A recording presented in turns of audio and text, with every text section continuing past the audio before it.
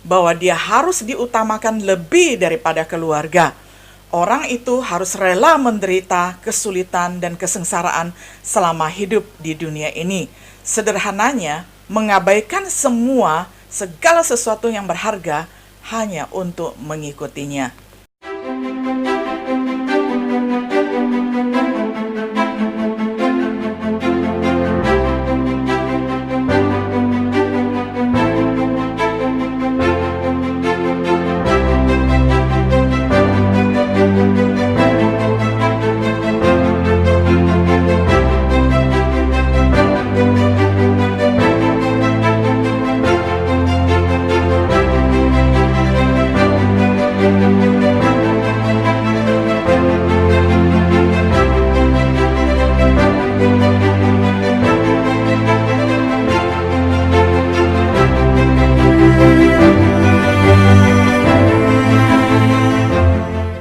Shalom, sahabat setia yang dikasihi oleh Tuhan. Senang sekali kita bisa berjumpa kembali di dalam acara Renungan Sahabat Setia. Pada hari ini kita tiba pada episode yang ke-11 di dalam serial perenungan dari kitab Matius dengan tema Pelayanan Khotbah Yesus. Saya akan bacakan firman Tuhan dari kitab Injil Matius pasal 4 ayat 18 hingga 22. Dan ketika Yesus sedang berjalan menyusur danau Galilea, ia melihat dua orang bersaudara, yaitu Simon, yang disebut Petrus, dan Andreas saudaranya. Mereka sedang menebarkan jala di danau, sebab mereka penjala ikan. Yesus berkata kepada mereka, "Mari, ikutlah aku, dan kamu akan kujadikan penjala manusia." Lalu mereka pun segera meninggalkan jalannya dan mengikuti dia, dan setelah Yesus pergi dari sana, dilihatnya pula dua orang bersaudara, yaitu Yakobus anak Zebedius dan Yohanes saudaranya, bersama ayah mereka Zebedius, sedang membereskan jala di dalam perahu. Yesus memanggil mereka dan mereka segera meninggalkan perahu serta ayahnya, lalu mengikuti dia. Sampai sedemikian jauh pembacaan firman Tuhan dari Matius 4 ayat 18 hingga ayat yang ke-22. Kita telah membahas pelayanan publik Yesus, yakni berkhotbah, memberitakan perlunya bertobat karena kerajaan surga sudah dekat. Dia membawa pesan ini ke sinagoge dan ke seluruh negeri. Pelayanannya tidak terbatas pada berkhotbah, namun juga melibatkan pemuridan, di mana dia memanggil individu-individu terpilih untuk mengikutinya, menciptakan kelompok muridnya sendiri, sama seperti Yohanes Pembaptis memiliki murid-muridnya, bahkan orang Farisi pun memiliki murid juga. Kita membaca tentang Yesus memanggil murid-muridnya pertama dalam teks ini, panggilan kepada Petrus dan Andreas, panggilan kepada Yakobus dan Yohanes.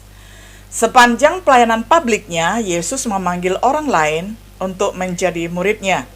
Yesus menghabiskan banyak waktu dengan para muridnya. Yesus mengakhiri waktunya di bumi dengan perintah agar mereka memuridkan orang banyak.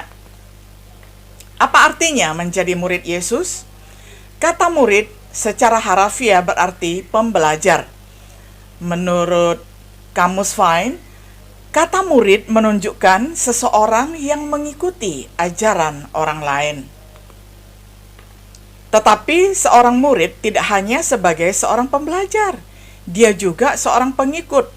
Untuk alasan ini, para murid disebut juga sebagai peniru guru mereka. Yesus menyuruh Petrus, Andreas, Yakobus, dan Yohanes untuk ikutlah aku. Itu berarti lebih dari sekedar mengikuti dia secara fisik. Tujuan menjadi muridnya dinyatakan oleh Yesus pada kesempatan ini. Aku akan menjadikan kamu penjala manusia. Sama seperti mereka telah berusaha menjala ikan, sekarang mereka akan menjala manusia. Seperti yang diperintahkan dalam amanat agung, mereka akan membuat lebih banyak murid-murid dari seluruh bangsa. Dinyatakan oleh Yesus pada kesempatan lain, menjadi seperti guru mereka. Mereka yang terlatih sempurna akan menjadi seperti guru mereka, menjadi serupa dengan Yesus. Sama seperti Kristus berusaha menyelamatkan manusia, dan menjadikan mereka murid, maka murid-muridnya juga harus mencari dan menyelamatkan orang-orang yang terhilang. Seorang murid Yesus adalah orang yang ingin meniru Yesus. Seperti dia prihatin akan yang terhilang, murid-muridnya juga seharusnya begitu. Pertanyaan lain, yang kedua, bagaimana seseorang menjadi murid Yesus? Yesus berkata, "Ikutlah aku." Perintah ini yang dia berikan kepada calon muridnya. Mereka menghabiskan 3 tahun mengikuti Yesus berkeliling Palestina. Selama waktu itu mereka akan mendengarkan apa yang dia katakan, mengapati apa yang dia lakukan. Akhirnya mereka akan diminta untuk melakukan pekerjaannya.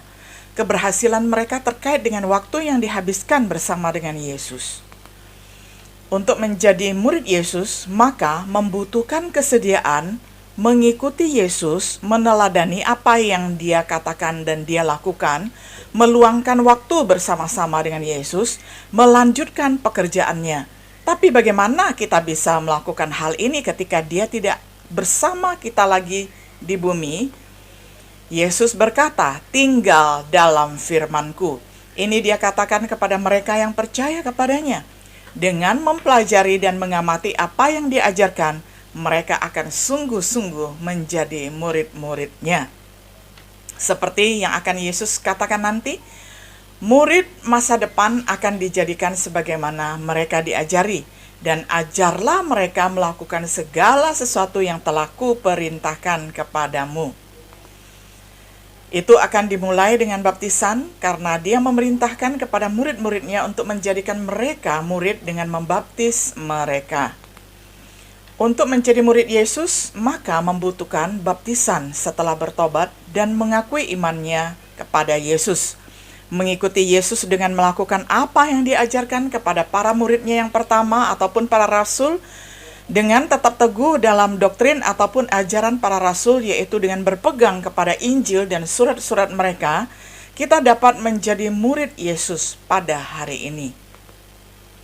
Untuk mengikuti Yesus dengan tinggal di dalam firman-Nya, menyiratkan beberapa upaya dan harga yang harus dibayar. Ini mengarah kepada pertanyaan kita berikutnya. Pertanyaan yang ketiga, berapa harganya untuk menjadi murid Yesus? Murid pertama meninggalkan semua untuk mengikuti Yesus. Mereka meninggalkan bisnis mereka dan mereka meninggalkan keluarga mereka. Seperti yang dikatakan Petrus, "Kami telah meninggalkan semuanya dan mengikuti Engkau."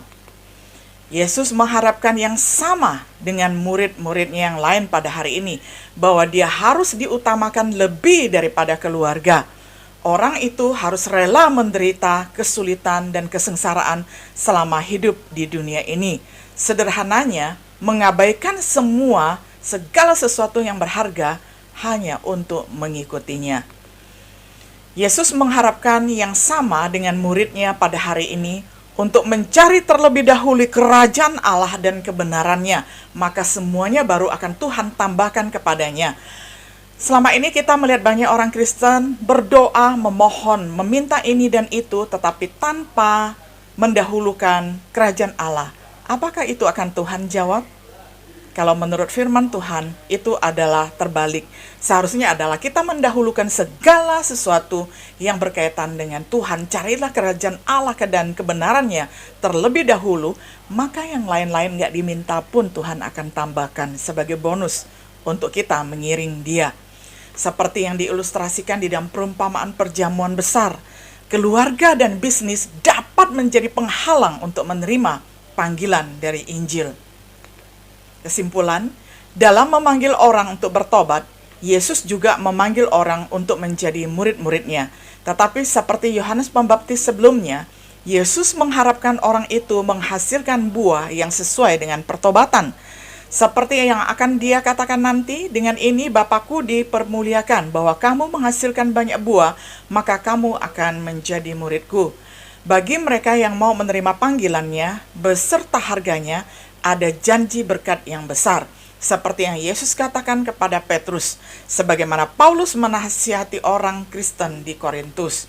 Apakah kita sudah menerima panggilan dan tanggung jawab pemuridan? Atau kita hanya puas, saya menjadi anggota gereja, saya menghadiri kebaktian, apakah hanya seperti itu saja? Mana yang lebih dulu, keluarga kita, bisnis kita, atau Yesus Kristus dan kerajaannya? Apakah kita sibuk membangun kerajaan bisnis kita sendiri, membangun hidup kita sendiri, menikmati masa pensiun kita, sedangkan gereja Tuhan menderita?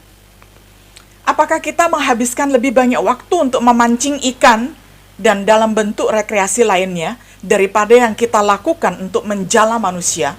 Bagaimana kita menjawab pertanyaan seperti itu? Mengungkapkan banyak tentang apakah kita memang benar-benar murid Yesus. Semoga kita semua terbuka untuk menerima panggilan Yesus. Ikutlah aku dan kamu akan aku jadikan penjala manusia. Sahabat setia yang dikasihi oleh Tuhan, berbahagialah setiap diri kita yang menjadi murid Kristus. Marilah kita pergi dan siap memuridkan orang lain menjadi murid-murid Kristus juga. Shalom.